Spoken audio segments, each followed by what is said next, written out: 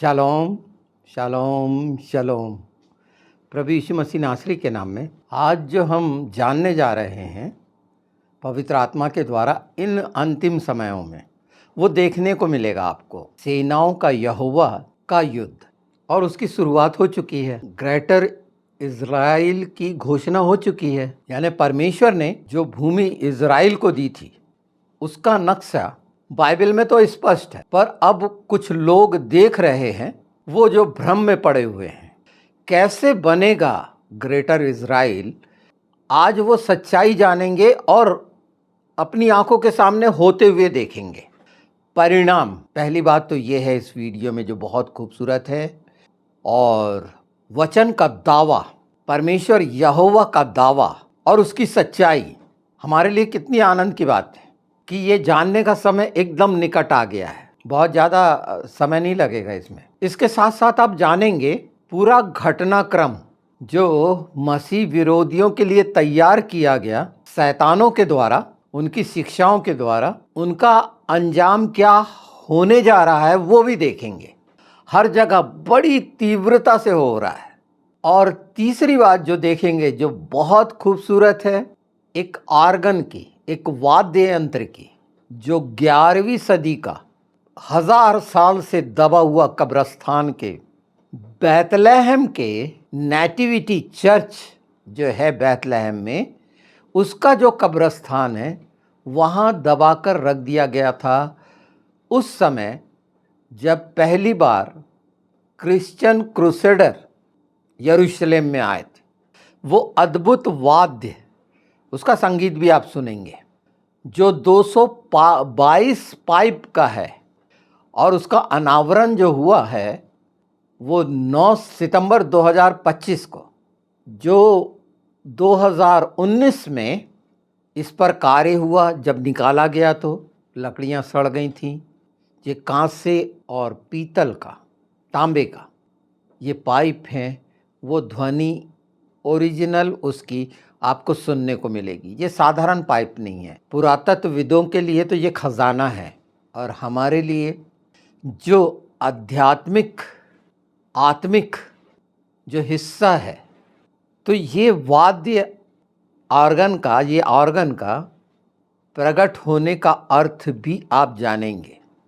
हो सकता है वीडियो लंबा हो जाए, पर ये जानिए कि इसमें पवित्र आत्मा के द्वारा वो दावे पूरे होने वाले हैं, और इसका एक छोटा सा हिस्सा जो प्रभु यीशु से जुड़ा हुआ है, नए नियम से आत्मिक हिस्सा बता रहा हूँ, वो भी हम पहचान लेंगे। तो जो परमेश्वर ने वादा किया, व्यवस्था विवरण 28:7, इसे केंद्र मान लीजिए आप, क्योंकि ये केंद्र है।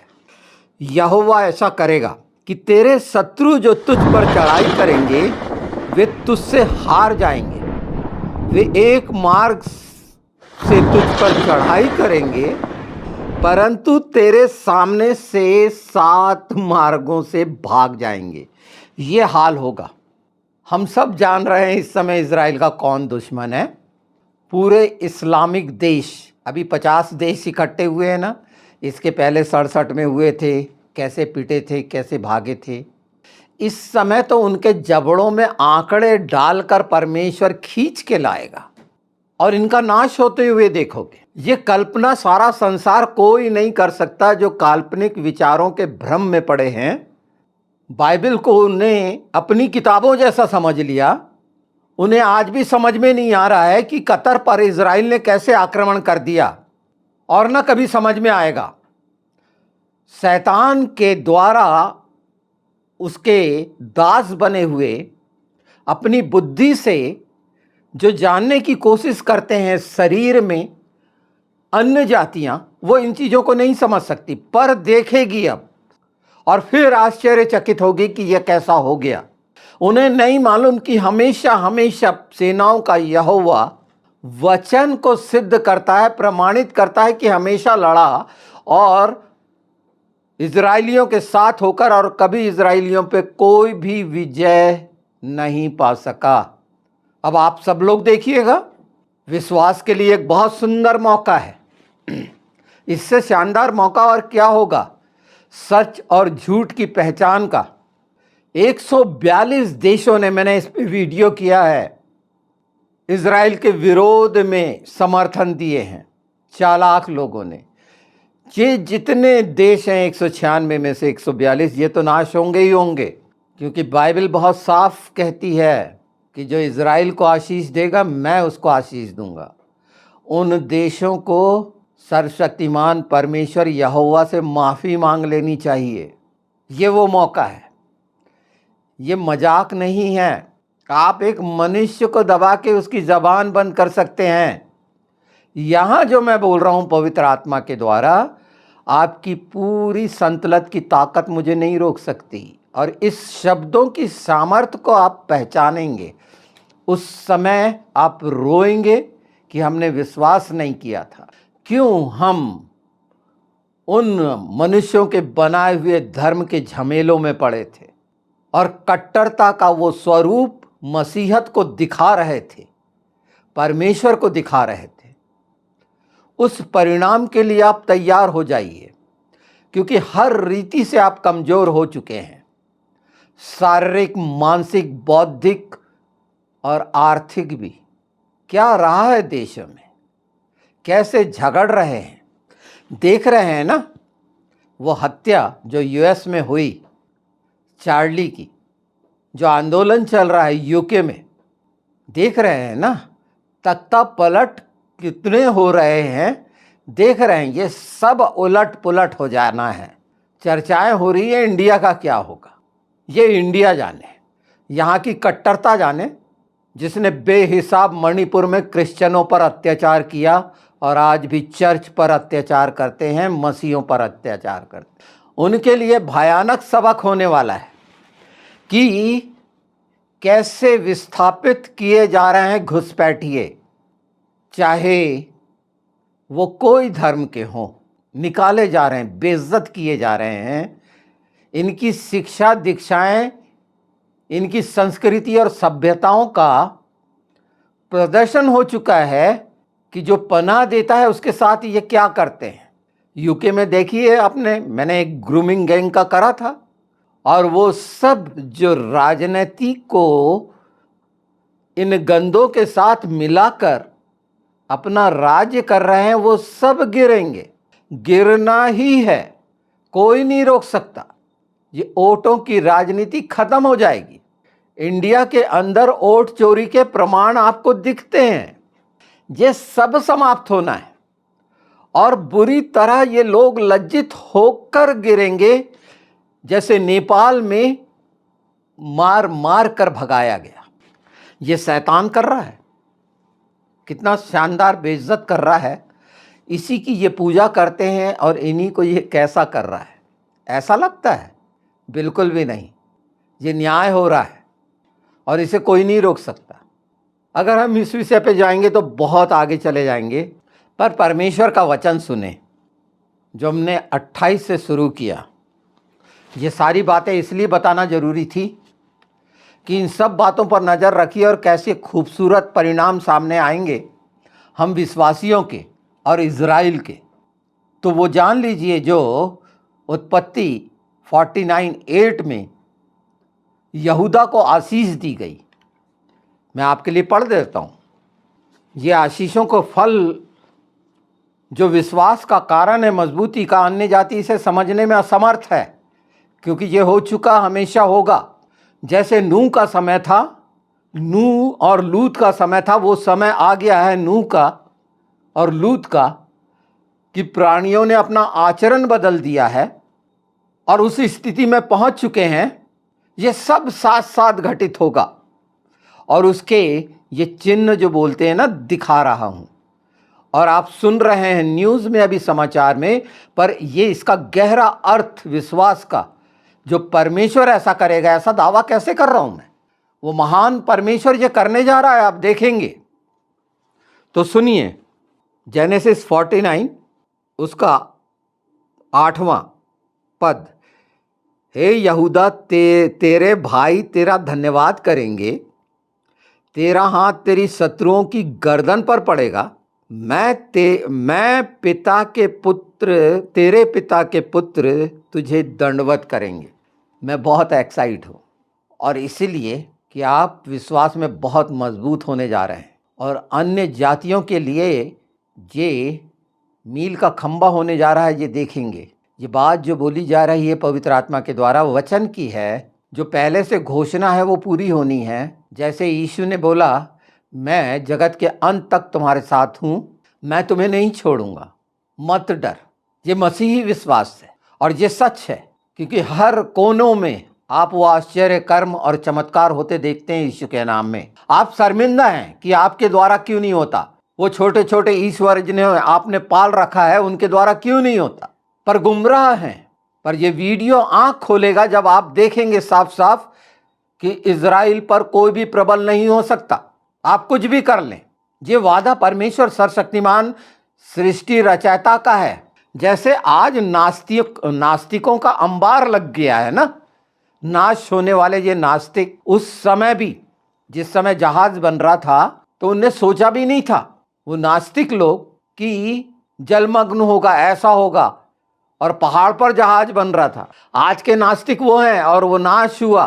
टर्की के वो पर्वत पर वो जहाज जो रुका था वो जमीन में पाया गया, जिसका रिसर्च चल रहा है। क्या पता आपको मालूम हो या ना हो। तो शैतान ने एक वर्ग जो इस तरह का निकाला है, समलैंगिक वाला, ये समलैंगिकता को प्रधानता देने वाले हैं। पुरुष पुरुष से शादी करें, मर्द मर्द से, अबार्शन को मान्यता देने वाले ये हत्यारे हैं। ये साथ साथ मैं लेके चल रहा हूँ, इन बातों को देखते चलिए, इनको पहचानिए।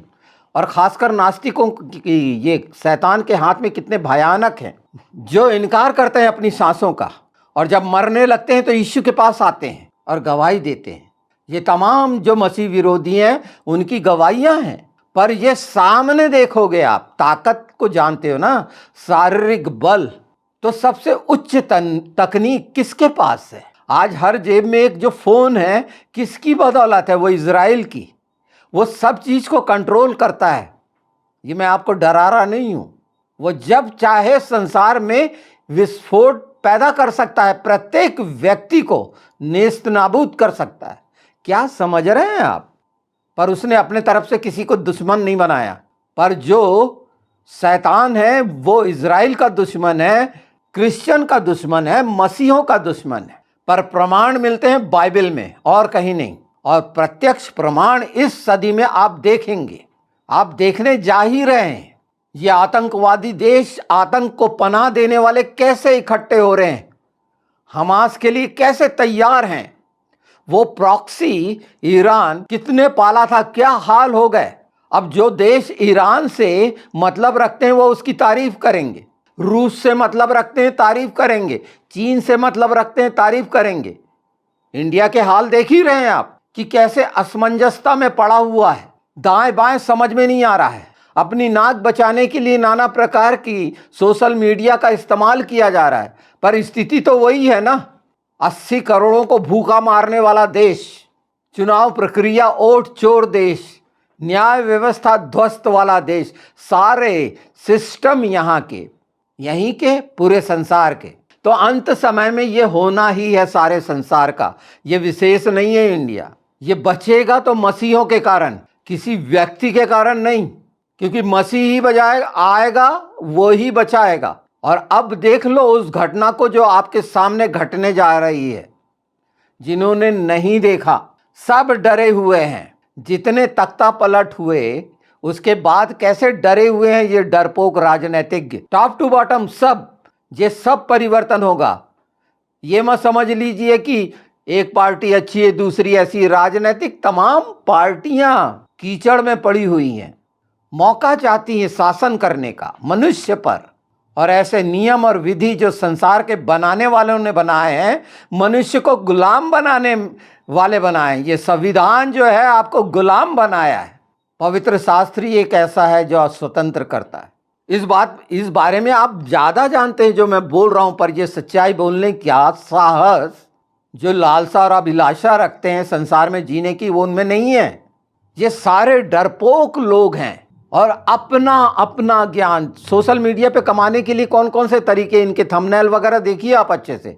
जी जितना एजुकेशन देने वाले चैनल हैं, किस रीति से कब किस करवट, जो बोलते हैं ना गिरगिट डोकेला, वैसे रंग बदलते हैं। देश का सम्मान खत्म करवाते हैं सिर्फ अंधविश्वास के कारण, और ऐसे अपनी सभ्यता और संस्कृति का प्रदर्शन करते हैं, दिखावा, जो एक ढोंग है, पाखंड है। अंदर से पूरे सड़े हुए लोग, शैतान के हाथ, नाना प्रकार के प्रदर्शन करने वाले, झूठी आस्था में पड़े लोग। सच्चाई देखो, अब इजराइल में देखो, ये वचन की सच्चाई, इसको चैलेंज करो कि ये गलत हो, क्योंकि यही तो शैतान तुम्हारा सिखाता है। ये दावा जो मैं बोल रहा हूं, इसको गलत होते हुए देखना चाहोगे ना, कभी नहीं देख पाओगे, क्योंकि ये सच है और हमेशा सच रहेगा। मैं वो पद बता देता हूं, नोट कर लेना और इसको चेक करना। ये बाइबल के पद हिजकेल 36-37, बहुत मजा आने वाला है। आनंद मनाइए।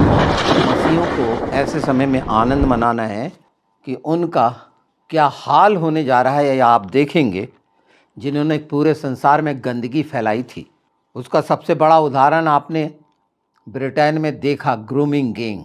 इतने घृणास्पद, घृणा से भरे हुए काम करने वाले कैसे चोरी छिपे यूरोपियन देशों में घुसे और गंदगी मचाई, और अपने आप को होशियार साबित करते हैं और हर जगह लाते जूते खा रहे हैं, बदनाम हो रहे हैं और अपना राज बनाना चाहते हैं। क्रूसेडर्स ने कैसे मार के भगाया था स्पेन से, इन्हें याद नहीं है। अब ये हर जगह से मार के भगाए जाएंगे, क्योंकि क्रूसेडर तैयार हो रहे हैं, ये भी जानिए। देखिए एजकेल 37-21-22, मैं इजराइलियों को उस जातियों में से जहाँ वे गए हैं निकाल लाऊंगा और चारों ओर से इकट्ठा करके उन्हें उस देश में लाऊंगा, और मैं उन्हें उस देश में जो इजराइली का देश है, इजराइलियों का देश है, एक ही जाति बनाऊंगा। यहाँ साफ दिखता है विस्तार का। और एक जगह देख लीजिए, एजकेल 36-24-28, मैं तुम्हें जातियों में से निकाल लाऊंगा और सब देशों में से इकट्ठा करके तुम्हारे देश में ले आऊँगा। यह सीधा संदर्भ है कि इजरायली लोग जो अलग अलग देशों में तितर बितर हो गए थे, उन्हें परमेश्वर उनके इजराइल में इकट्ठा करेगा। और ये इकट्ठे हुए आप देख रहे हैं 1948 में, एक दिन में वो देश बना। कितना साफ साफ है।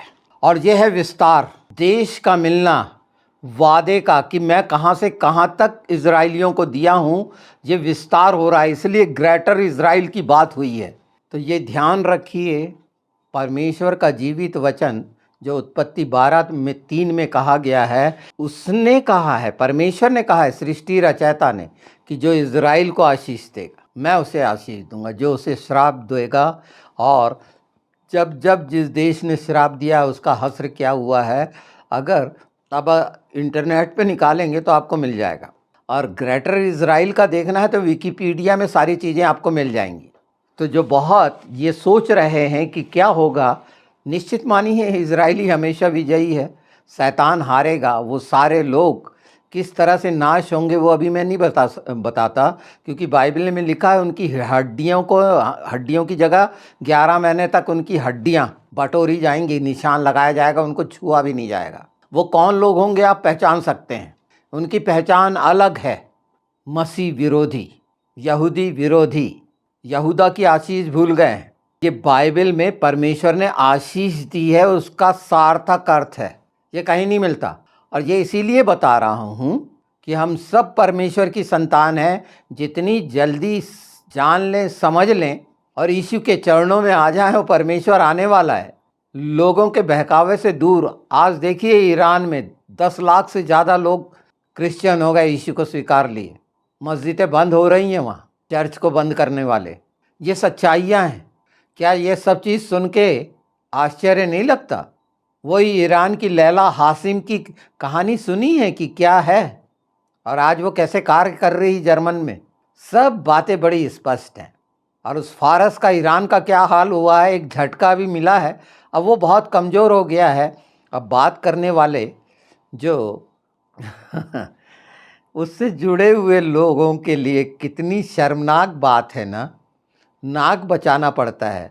कैसे नाक बचाते हैं, सोशल मीडिया पे देखिए अंधभक्त लोग, कैसा कैसा हो रहा है, और क्या कितनी बुरी तरह गुलामी में है शैतान की। और ये सब बदलने जा रहे हैं यीशु के नाम में। जब ये सच्चाई का, जो सच्चाई पवित्र आत्मा द्वारा मुझसे कहलाई जा रही है, सारा संसार कहेगा, दावा करेगा और देखेंगे, तो हर घुटना टिकेगा कि हाँ, सामर्थी परमेश्वर एक ही है। और नास्तिकों की कहानियाँ कहाँ जाएंगी वो नास्तिक जाने। उन्हें भी बहुत ध्यान से इस बात को सुनना चाहिए कि पहचान लो, थोड़ा इंतज़ार कर लो। अंदाज़ लगाने वालों, ये सोचोगे कि आधुनिक यंत्रों का नहीं नहीं नहीं नहीं, उससे कहीं ज़्यादा है। जो आत्मिक है इस बात को जानते हैं।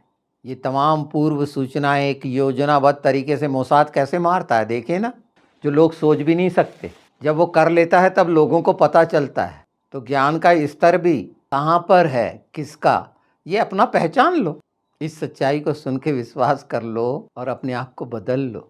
समय है, कठोर मत बनो।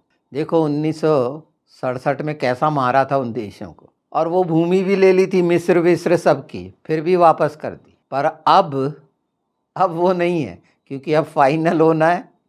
पूरा इज़राइल जहाँ से जहाँ तक था, जब मिस्र का एरिया सऊदी अरब से जुड़ा हुआ, वो जॉर्डन वगैरह, लेबनान वगैरह भूल जाओ, परमेश्वर के हाथ में पड़े हो। और जो आएगा उसका वो हश्र होगा कि वो सोच भी नहीं सकता। इससे कहीं ज़्यादा तो डरो और भागो। अपने हाथ अभी से खड़े कर दो यीशु के नाम में, या दर्शक बन के ये घटना को होते हुए देखना। हो सकता है कि चालाकी के कारण थोड़े दिन बच जाओ, पर मैं चाहता हूँ जो घमंड से भरे हुए हो, इस्लाम ने जो घमंड भरा है, वो तमाम मुस्लिम पहचाने झूठ और सच को। और कट्टरवाद जो भी धार्मिक हैं, चाहे वो कोई क्यों ना हो, वो भी पहचानना जरूरी है। सच को जानना हर एक का अधिकार है। और ये बात तो इसीलिए भी कहनी चाहिए कि मनुष्य जाने कि वो किसको मानना चाहिए, किसको नहीं। तो कुछ भयानक बात भी सुनते चलें। निर्गमन 14:14 की उस समय कहा गया है, ये जब एक्सोडस हो रहा था, मिस्र से इज़राइल छुड़ा के लाए गए थे, और पूरे मिस्रियों के क्या हाल हुए थे अंधकार की जगह के, वो पूरे संसार का होना है। पूरा संसार मिस्र है, और ये 14:14 पूरा होना है। क्योंकि लड़ेगा कौन? यहोवा। इजराइलियों को बोलता है तुम शांत रहो, ये युद्ध मेरा है। और हिब्रू लोग बोलते हैं लिखामत लिखामायत, जो हमसे युद्ध करते हैं तू उनसे युद्ध कर। बोले बस तुम चुपचाप हो, देखते रहो, परमेश्वर का महान चमत्कार देखो। युद्ध में देखना चाहते हो? आज के युग के लोग देखना चाहते हैं, वो देखेंगे। क्योंकि वो नहीं देख पाया था जब मूसा ने बोला था देखो परमेश्वर का महान चमत्कार, जब लाल सागर 2 भाग हो गया था। पर ये महान चमत्कार आपके सामने देखने को आपको मिलेगा। हमेशा से वादा किया परमेश्वर ने इजराइलियों से कि अगर वो कहना माने, जैसे आज मान रहे हैं, उनसे गलती हो गई थी, वो स्वीकारते भी हैं और भटकते भी। उन्होंने जो भोगा कोई दूसरा नहीं भोग सकता। सबने उनको गुलाम बनाया और बुरी तरह से लज्जित भी किए कि तुमने अपने परमेश्वर को छोड़ा है, इसलिए तुम्हारा ये हाल है। और हर एक अन्य जाति का राजा ने परमेश्वर को माना कि हाँ, सच्चा जीवता परमेश्वर दानियल का परमेश्वर है, यहोशू का परमेश्वर है, और सारे संसार का परमेश्वर है। वो राजाओं की बता रहा हूँ जो नबूकदनेस्सर से लेकर बेबीलोन के राजा, ये आजकल के राजाओं की बात नहीं कर रहा। साफ कहता है निर्गमन 23:22, यदि तू उसकी बात सचमुच माने और जो कुछ मैं कहूँ वही करे, तो मैं तेरे शत्रुओं का शत्रु और तेरे विरोधियों का विरोधी ठहरूंगा। यही है सच्चाई। नोट कर लो और देखो कि कैसा भयानक काम करता है परमेश्वर। वो तुम्हारे बाल बच्चे, गाय ढोर, धन दौलत सबको जला फुका देगा। वो शुरू से बोलता है, बाइबल ये कहती कि उसके लोगों को मत छुओ, वो उसकी आंख की पुतली है। शैतान को मानने वालों के लिए सीधे सीधे चैलेंज है। और अगर ज़्यादा जोर जबर है तो पूरे लोग मिल जाओ ना। ये रूस को जो महान बोलते हो, भुखमरी का शिकार है, पानी नहीं मिल रहा। वो चीन की बात करते हो, ये कुछ नहीं है, चोर है वो चीन, जो टेक्नोलॉजी चुरा चुरा के उसकी तारीफ करते हो चोरों की। तो चोर चोरों की तारीफ करता है, एक बड़ा चोर एक छोटा चोर। तो शत्रुता मत करो, न मसीहों से न यहूदियों से। परिणाम बहुत भयानक आने वाले हैं। और उसके पहले आने के पहले अगर बहुत ज़्यादा दमखम है तो पहले देख लो क्या हो रहा है। मूसा से जैसा वादा किया गया था ना, वैसे यहोशू से, यहोशू यासुआ जाशुआ, उद्धार के लिए ये वादा है, हमारे लिए ये वादा है। तेरे जीवन भर कोई, 1 अध्याय 5वां पद, तेरे जीवन भर कोई भी मनुष्य तेरे सामने ठहर ना सकेगा जैसे मैं मूसा के संग था वैसे ही तेरे संग रहूँगा। यहाँ कोई बाहर बनाई हुई कहानी नहीं है। कितना मारा था पिता यहोवा ने सब जातियों को, अमालेकी से लेके जितने थे हित्ती चित्ती सबको। ये बाइबल में पाई जाती है। इंडिया को अलग रखो, ये इथोपियन को, यहाँ कोई जाति ही नहीं थी, आदिवासी थे। वचन सुने ज़्यादा भला है। भजन संहिता 18:39-40। तूने मुझे युद्ध के लिए बल बांधा, मेरे युद्ध के लिए बल बांधा, तूने मेरे अधीन कर दिया। जो मुझसे उठ खड़े हुए, तूने मेरे शत्रुओं को पीठ फिराई और मैंने अपने विरोधियों का नाश किया। ये दाऊद बोल रहा है, कैसा कैसा करा था। 91:7 देखिए, तेरे निकट 1000 गिरेंगे और तेरे दाहिने हाथ से 10,000, परंतु वह तेरे पास ना आएगा। नहीं फटक सकते। ये वादा है परमेश्वर की मार। ये सोचो कि लोग मसीही लोग परीक्षा दे रहे हैं, तो इसका अर्थ ये है कि वो स्वर्ग के राज के लिए तैयार हो रहे हैं। वो तमाम गंदगी, झूठी शिक्षाएं ये सब में पाई जाती है, शैतान ने डाला है। मैं उस दिशा में नहीं जा रहा, पर एक पूरी मसीह की देह की बात कर रहा हूँ। प्रभु हमेशा ढाल रहेगा। हमारा विश्वास जैसे यीशु पर है, वो हमारा बचाने वाला है, वैसा ही जैसे हम उसकी चराई की भेड़ें हैं, उसकी प्रजा हैं यीशु की, वैसे ही इज़राइल परमेश्वर यहोवा जो स्वयं याशुआ है कि निज कौम है और उसका वादा है, और वो वादे को कैसे पूरे होते हुए ये मैं बार बार बोल रहा हूँ। देखिए कितना ज़बरदस्त वचन है, इतना खूबसूरत सच्चा वचन जो हमेशा पूरा हुआ। यशायाह 41:11-12। देख, जितने तुझ पर क्रोध करते हैं वे लज्जित और अपमानित होंगे, जो तुझसे झगड़ते हैं वे कुछ न ठहरेंगे और नष्ट होंगे। ये फाइनल है यीशु के नाम में। शत्रुओं का अंत होना है, शैतान का अंत होना है, झूठ का अंत होना है, क्योंकि वो झूठ का पिता है। ये झूठ बोलने वाले सोचें, जो मनुष्य की नज़र में किसी पद पर हैं, अपनी चालाकियों के कारण अनपढ़ गंवार तो नेतृत्व करते हैं, तो दिखाते हैं, वो दर्पण दिखाता है कि चुनने वाले क्यों कौन हैं। और साफ कहा गया है रोमियो 8:31 में, ये रोमन साम्राज्य के समय की बात कर रहा हूँ मैं, यदि परमेश्वर हमारे पक्ष में है तो हमारा विरोधी कौन हो सकता है? कोई भी नहीं, बचेगा ही नहीं, रहेगा ही नहीं, नेस्त नाबूद हो जाएगा यीशु के नाम में। बाइबल कहती है कि तू जिस जगह पर दुष्ट को देखेगा दोबारा वहां नहीं पाएगा। ये आप होते हुए देखेंगे, और जब ये आप सुन रहे हैं तो इससे इंस्पायर होइए, इससे इस बात को जानिए कि विश्वास में मजबूत होइए, और उनके लिए जिनको भटका दिया गया है उन्हें बताइए कि ये अब देखो ये होने वाला है, परमेश्वर ऐसा काम करने वाला है। यहोवा जिसका नाम है सेनाओं का। हम मसीहों के लिए है ये बातें हमारा, क्योंकि युद्ध शारीरिक नहीं है। शारीरिक युद्ध वो भौतिक इजराइल लड़ रहा है परमेश्वर के।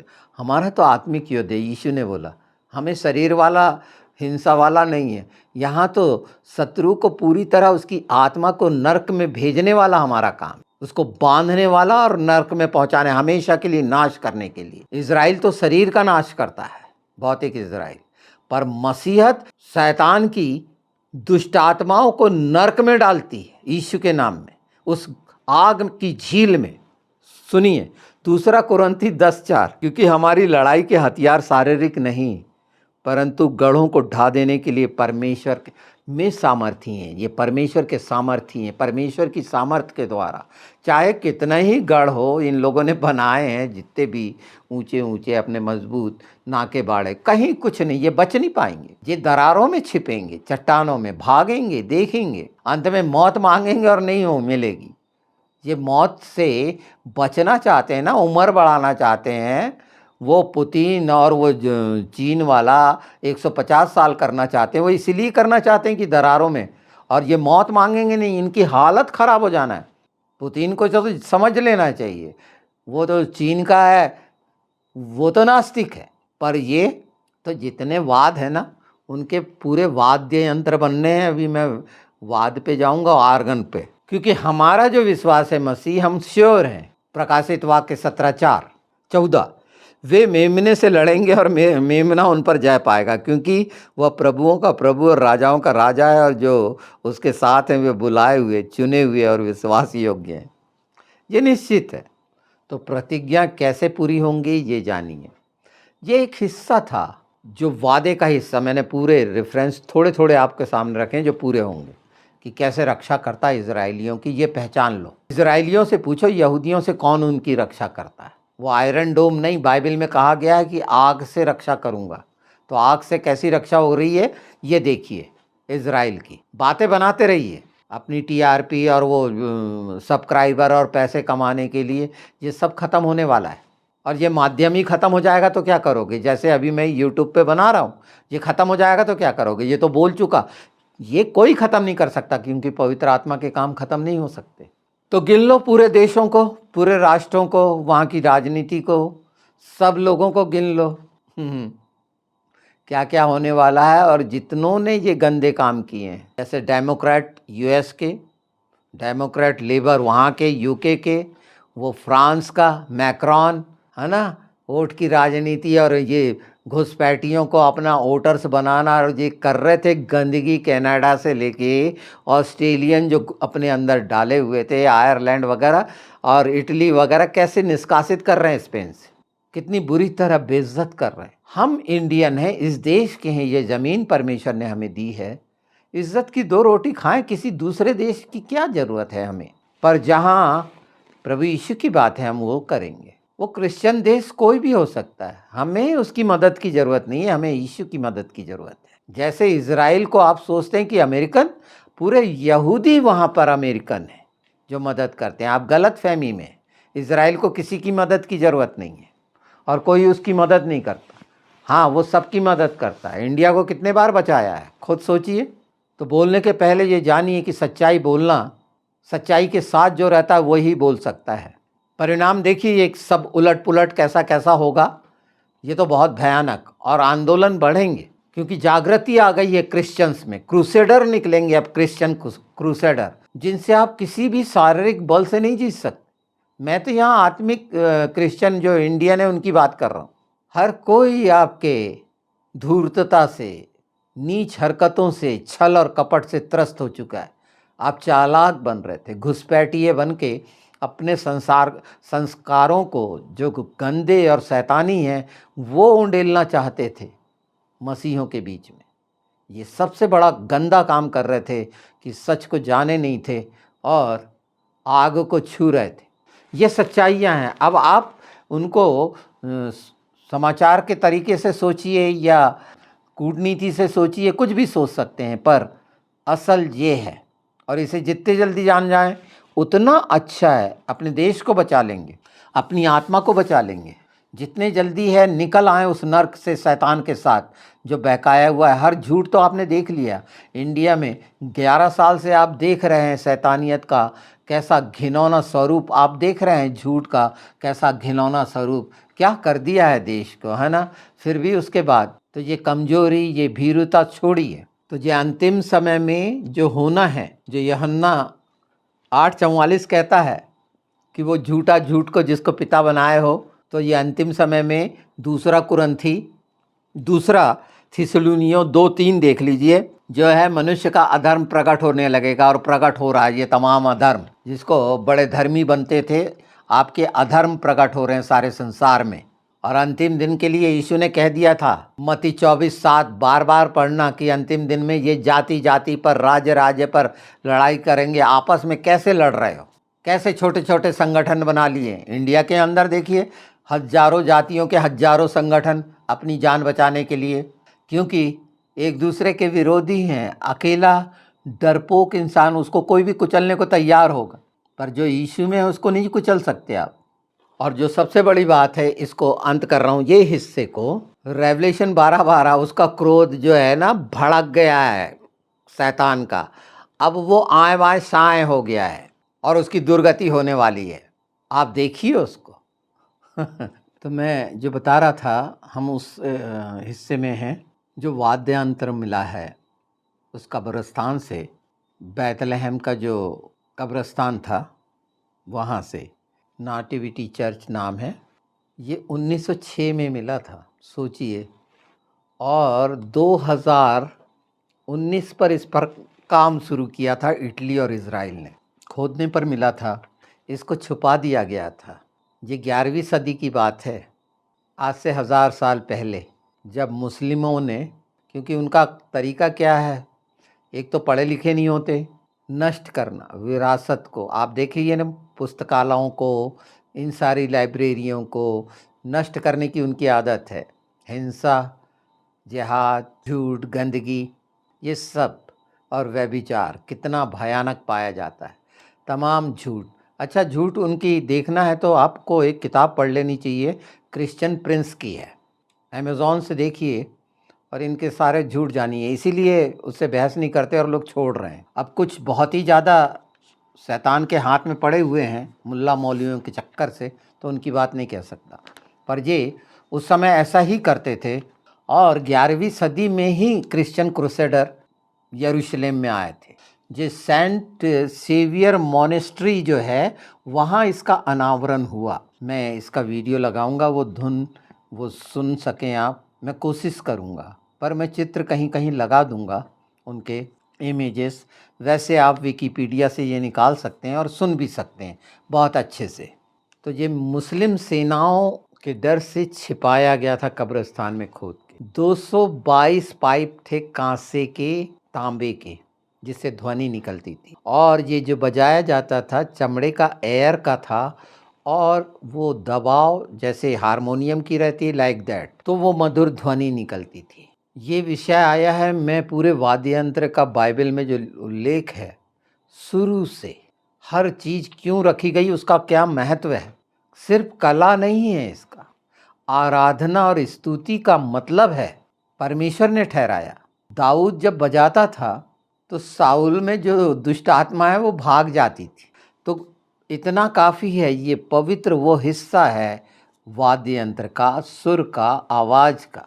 इसका नाम बैतलहम आर्गन है। ये मुंह से फूकने वाला नहीं, जो मुंह से फूक के बांसुरी बजाई जाती है वो नहीं है, ये माउथ आर्गन नहीं है, ये हवा के प्रेशर से ही बजता है। तो 222 नलियां हैं जो रखी गई हैं, और कीपैड है।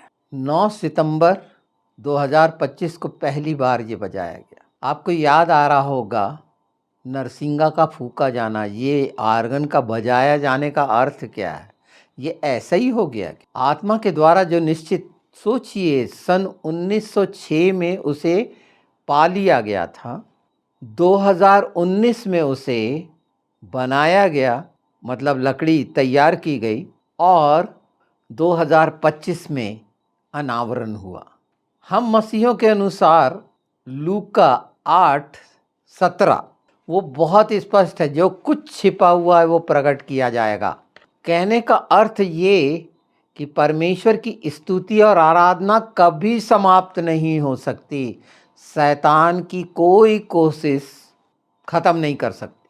हम मसीहों के लिए आत्मा और सच्चाई से आराधना करना, हम उसके जीवित नरसिंगे हैं। पर ये एक विशेष है, इसीलिए पवित्र आत्मा ने ये बात सामने रखे हैं जो लोगों की समझ में अभी नहीं आई है। तो निश्चित सोचिए उस समय की उच्चतम वाद्य की समझ। आज ठीक है, बहुत सारा कुछ बनाया गया है और बाइबल बहुत स्पष्ट है कि ये समझ किसको दी गई थी। तो उत्पत्ति 4:21 देख लीजिए, शुरू की बात है।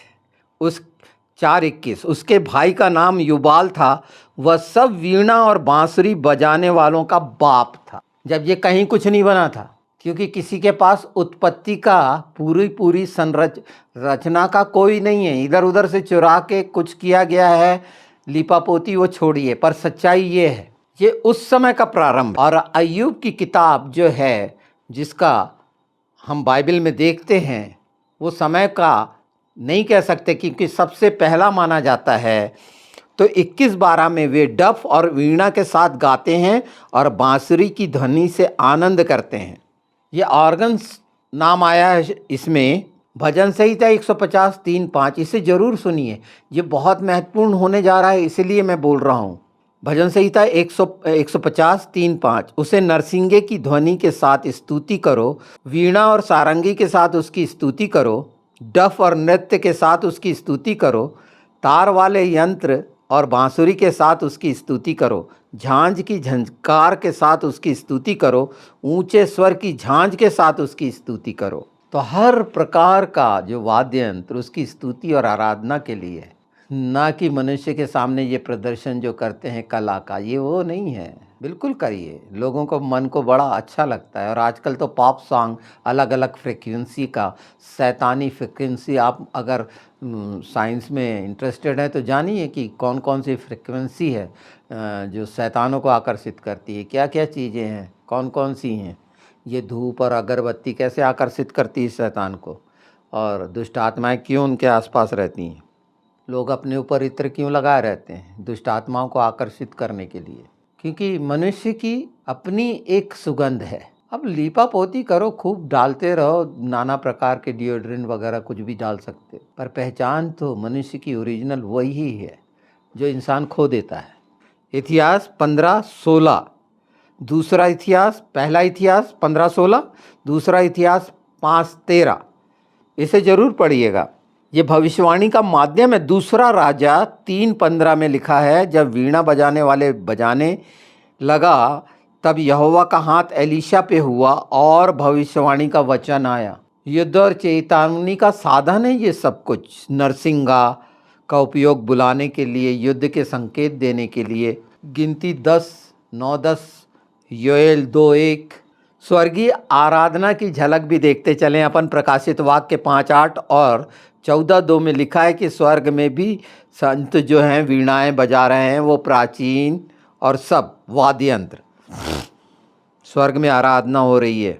जो मैं कह रहा था ना, पहला सामुएल 16 में है, 23 में, साउल पे जो दुष्ट आत्मा थी भाग जाती थी। तो अय्यूब 21:12 को अच्छे से ध्यान से हिब्रू में समझना, क्योंकि ये बहुत लंबा वीडियो हो गया है।